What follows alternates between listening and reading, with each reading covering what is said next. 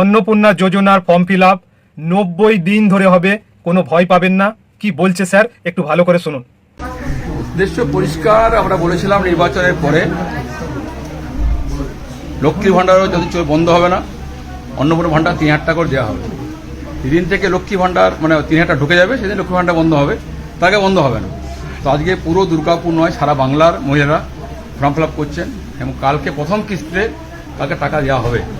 দুর্গাপুরে 100 মহিলাকে কাল ডেকেছি আমরা এই হলের মধ্যে, ডিএমসির মধ্যে সিজনি হলে। ওখানে 5টি বোর্ড থেকে 5-20 জন করে আসবে, 5-20 একসঙ্গে দেওয়া হবে। মুখ্যমন্ত্রী কলকাতা থেকে করবেন, আমরা এখান থেকে করব এবং কোনো ভয়ের কারণ নেই। 90 দিন চলবে এই কাজ, একদিন নয়। ভয় পাবেন না, জানি আমাদের বন্ধ হয়ে যাচ্ছে। তো যারা হবে তারা পরেরটা পাবে। ধরুন কালকে পেলেন না, তার লক্ষ্য ভাণ্ডারটা পাবেন।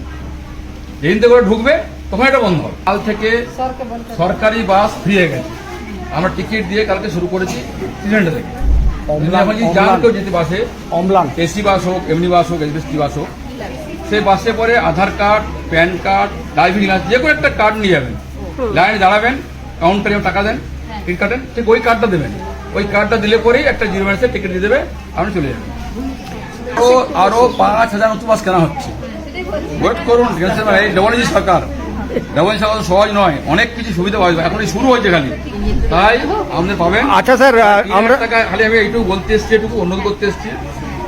ভয় লাগছে আমাদের যে 3000 টাকা করে পাবেন, বাস হাতে পাবেন ব্যাংকে, আর বাসটা ফ্রি, ডাক করে পালিয়ে যাবেন না, ঘুরে আসি আমরা। আরে টাকা পেয়ে গেছি আর বাসও ফ্রি, চললাম তো ঘুরে আসি।